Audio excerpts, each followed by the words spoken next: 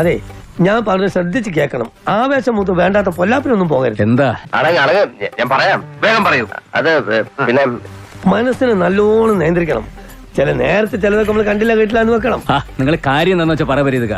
ഇപ്പോൾ കിട്ടുമെന്ന് കരുതിയ ഒരു സാധനം പൊട്ടിത്തകർന്നു വീണു എന്നുള്ള ഒരു വാർത്ത വരുന്നുണ്ട്. അതിലേക്കാണ് താനൊന്ന് തെളിച്ചു പറയണോ ഷൺമുഖ?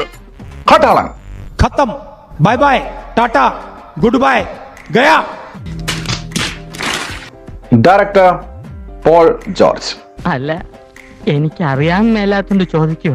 ഇയാൾക്ക് എന്താണ് വയ്യേ? പാൻ ഇന്ത്യൻ പരിപാടി പ്രതീക്ഷിച്ചു വന്നാൽ പാൻ ഇന്ത്യൻ പരിപാടി ഒന്നുമില്ല. കാട്ടിൽ കാട്ടവതാരം എന്ന് വേണം പറയാം. അത്രയ്ക്ക് മോശം പടം. ടോർച്ചറിംഗ് ലെവലിലോട്ട് പോയോ? സോറി, എനിക്കത് പറയാൻ പറ്റില്ല. Peter just tell him. Torture 2 മണിക്കൂറേ ഉള്ളൂ. പക്ഷേ 2 മണിക്കൂറും ടോർച്ചർ ആയിരുന്നു.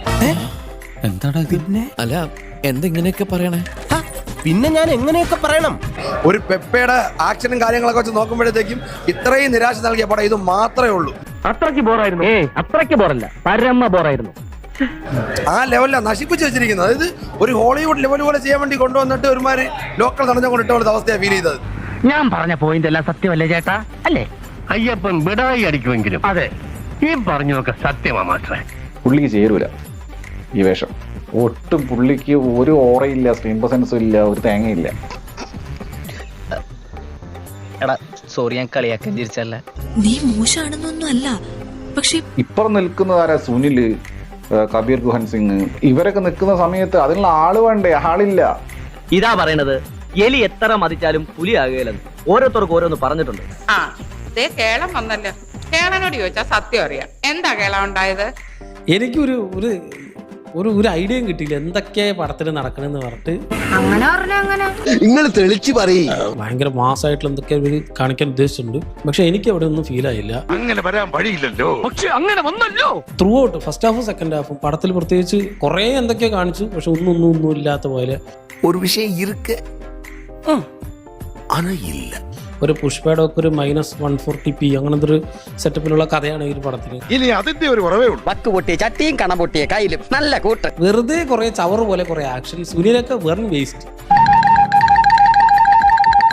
വലിയ വില്ലനൊക്കെ ആയിട്ടാണ് കാണിച്ചിട്ടുള്ളത്. പക്ഷെ ആ പാട്ടൊക്കെ വന്നപ്പോൾ ചിരിച്ച് മറിച്ച് കോമഡി ആക്കി വിട്ടു ആ ഒരു ക്യാരക്ടറിനൊക്കെ. ഞാനാണെങ്കിൽ അപ്പൊ അത് സമ്മതിക്കുകയും ചെയ്തു. പിന്നീടാണ് അതിന്റെ ഒരു ചതി എനിക്ക് മനസ്സിലായത്. ഇത്തരം ചതികളെല്ലാം പറ്റാൻ താങ്കൾ എന്താണ് പൊട്ടനായിരുന്നു? അഞ്ചാറബത്തൊക്കെ എല്ലാവർക്കും പറ്റേ. ഇനി മറ്റൊരു വലിയ മനുഷ്യനുണ്ട്. സാക്ഷാൽ രവി ബസൂർ. മാഷേ, മുന്നിലിരുത്തി പുകഴ്ത്താണെന്ന് കരുതരുത്. ഈ രവി ബസ്രൂറിന്റെ കൊട്ട് മാത്രമാണ് ഇതിലെ ഹൈ ഉള്ളത്. മനസ്സിലായോ? ഞാൻ പകുതിക്കാലം കണ്ടിരുന്നത് ആ ഒരു മ്യൂസിക് മാത്രം വെച്ചിട്ടാണ് പലരും കണ്ടിരുന്നത്. എസ്പെഷ്യലി തുടക്കം മുതൽ പുള്ളിയുടെ കത്തിക്കലായിരുന്നു. പക്ഷെ ഇത് കത്തിച്ച് പടത്തിന്റെ ഗ്രാഫ് താഴെ വിട്ടും ഇദ്ദേഹത്തിന്റെ കത്തിക്കല് മുകളോട്ടായപ്പോൾ രണ്ടും കൂടെ ചേർന്നിട്ട് ബൂം പൂജ്യം ശൂന്യം. ഇദ്ദേഹം ഭയങ്കര ലൗഡില ചെയ്യുക രവി ബസ്രൂർ. പ്രത്യേകിച്ച് നല്ല തിയേറ്ററിൽ അല്ലെങ്കിൽ ഉറപ്പായിട്ട് നിങ്ങൾ കോട്ടനായിട്ട് പോകുന്നതായിരിക്കും ബെറ്റർ. അയ്യോ അതെന്ത്? കാരണം സഹിക്കാൻ പറ്റില്ല അതുപോലത്തെ സ്കോറിങ് സൗണ്ടും. സഹിക്കാവുന്നിടത്തോളം സഹിച്ചു, ഇനി വയ്യ. 12 ആനി അതിന്റെ തോറ്റും തരാന്ന് പറഞ്ഞാലും ഇനി അങ്ങോട്ട് ഞാനില്ല. പോയോടത്തോളം മതിയായി. പെപ്പയുടെ പെർഫോമൻസ് കണ്ടിട്ട് എനിക്ക് സത്യം പറഞ്ഞാൽ കൈയടിക്കണം. പക്ഷെ തിയേറ്ററിൽ ഒരു ശകലം പോലും അനങ്ങിയിട്ടില്ല. അതിലാണ് ഏറ്റവും വലിയ ദുഃഖം എന്ന് പറയുന്നത്. ഇവൻ ഇടിക്കും പൊടിക്കും എന്തൊക്കെ സ്വപ്നങ്ങളായിരുന്നു. ജോസിന് എന്തോ ഐഡിയ പറയാണ്ട്. എന്താ ജോസേ?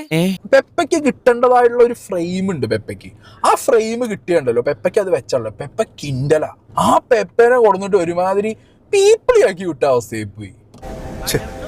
വേണ്ടായിരുന്നു. ഭയങ്കര മോശമായി പോയി. എന്നാലും ഓരോന്ന് ഓർക്കുമ്പോ മനസ്സിൽ നിന്ന് വിഷമം അങ്ങോട്ട് മാറുന്നില്ലടാ. ഒരു ചെറിയ കൈയടി പോലും ഉണ്ടായിട്ടില്ല എന്ന് പറഞ്ഞത് ഭയങ്കര സംഭവമായി പോയി ബ്രോ. സാരമില്ല, ജീവൻ തിരിച്ചു കിട്ടിയല്ലോ, അത് മതി. ഈ സിനിമ കണ്ടോണ്ടിരിക്കുന്ന സമയത്ത് തലവേനിക്കും കേട്ടോ. അതുകൊണ്ട് ഒരാള് 2-3 പേര് നല്ല അമൃതാഞ്ജനോ അതൊക്കെ കൊണ്ടുപോകണം, നല്ലതായിരിക്കും. പിന്നെ മാർക്ക് പോലെയൊന്നും അങ്ങനെ വന്നിട്ടൊന്നുമില്ല. പിന്നെ ഒരുപാട് അടിയും കാര്യങ്ങളൊക്കെ കൊണ്ട് പടം ഒരു ഗുമ്മില്ല. മാർക്കൊരു ലെവലൊന്നും പ്രതീക്ഷിച്ച് ആരും പറഞ്ഞ ലെവലൊന്നും ഇല്ല. മാർക്കർ 7 പോയിട്ട് കാൽഭാഗം പോലും ഇല്ല. കാര്യമായിട്ട് ഫൈനാൻസും ഇല്ല, ഒന്നുമേ ഇല്ല. ഇതാണ് അവസ്ഥ. ഏത് ഗുളിയം കയറിയ സമയത്താണോ ഞാൻ ഈ സിനിമ എടുത്ത് തലേ വെച്ചത്? ഈ ടെംപ്ലേറ്റ് ഇനി വർക്കാവൂല കേട്ടോ. ഞാൻ ഉള്ള കാര്യം പറയണതാണ്, ഞാൻ ചുമ്മാ പറയണതല്ല. ഭയങ്കര പാടാണ്, ഇനി ഭയങ്കര പാടാണ്. അത് കൊണ്ടുവന്ന പ്രശാന്ത് നീലിനെ എന്നെ ഇപ്പം ഇത്തിരി സീനാണ് അത്. അയാൾ പറഞ്ഞ ഇക്കാര്യം ഉണ്ടല്ലേ? ഉണ്ടോ? ഉണ്ട്. ശരിയാ, അക്ഷരം പ്രതി ശരിയാ, കാര്യമുണ്ട്. പിന്നെ ഒരു സന്തോഷ വാർത്ത കൂടിയുണ്ട്. ഹനാൻഷ ഉണ്ട് കേട്ടാ. അതെയോ? Flash back. അപ്പൊ ഇന്റെ ആസ്പെക്ടിൽ വെച്ച് നോക്കുമ്പോൾ എനിക്ക് ഏറ്റവും ഇഷ്ടപ്പെട്ട വൺ ഓഫ് ദി ബെസ്റ്റ് മൂവീസിൽ ഒന്നാവും കാട്ടാളൻ എന്നുള്ളതിൽ എനിക്ക് സംശയമല്ല. അപ്പൊ എല്ലാവരും എന്തായാലും 28-ാം തീയതി പോയി കാണണം. ചില്ലറ പടമല്ല വരാൻ പോണത്. Flash back. ഹനാൻഷ ഇതിൽ ബദിരനും മൂകനോ സംസാരശേഷിയില്ല.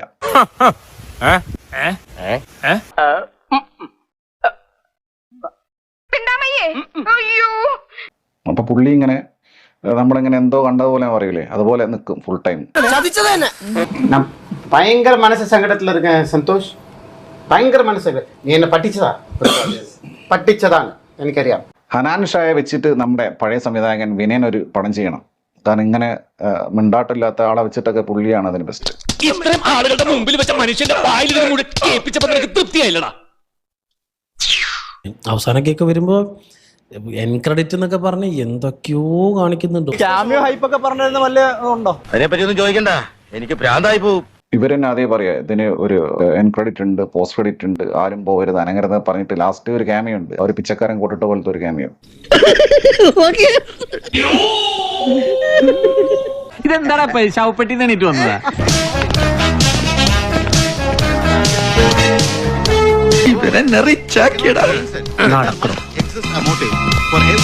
പിന്നെ ഇതൊരു മാർക്കോ യൂണിവേഴ്സ് എന്ന് പറഞ്ഞത് ഇനി ഉണ്ണി മുകുന്ദ ഇല്ല.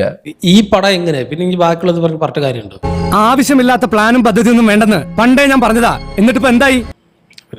ഓൾറെഡി ഒരു സിനിമാറ്റിക് യൂണിവേഴ്സ് കൂടെ കംപ്ലീറ്റ് ആയിട്ടില്ല, അതിന്റെ അറ്റാക്കോടെയാണ് എന്നുള്ളൊരു തോന്നലൊക്കെയാണ് എനിക്ക് അത് കണ്ടപ്പോൾ തോന്നിയത്. ஃபர்ஸ்ட் லுக் நல்லா இருக்கு, ட்ரெய்லர் நல்லா இருக்குன்னு கூட்டு வந்தானே. நான் தான் சொன்னனே நல்லா இருக்காது, என்ன നമ്പുടിയാടാ. ഇവര് പ്രമോ ചെയ്ത ഒരു ആക്ഷൻ പടം എന്നുള്ള രീതിയിൽ ആക്ഷനൊക്കെ ഉണ്ട് പടത്തിൽ, പക്ഷെ ഒരു ഹൈയും തരാത്ത, ഭയങ്കര പ്ലെയിൻ ആയിട്ടുള്ള, ഭയങ്കര ജനറിക് ആയിട്ടുള്ള, ഒരു ഹൈ മൊമെന്റും തരാത്ത ഒരു ജസ്റ്റ് ഒരു യൂഷ്വൽ ക്ലീഷേ മൂവി ആയിട്ട് തോന്നി. സമാധാനമായല്ലോ, സന്തോഷമായല്ലോ. எல்லாரும் கூட்டு வந்து இப்படி பண்ணிட்டானே, ஐயோ டீ வாங்கி கொடுங்களேன். കണ്ണി കൊള്ളാനുള്ളത് പുരികത്തെ കൊണ്ടുവന്ന് വിചാരിച്ചാ മതി. പോട്ടെ, ഇത്രയല്ലേ സംഭവിച്ചുള്ളൂ. അങ്ങനെയും പറയാം. ഇനി ഞാൻ ഇവിടെ നിൽക്കണേ അത്ര പന്തിയല്ല. അതായത് അങ്ങനെയാണ്.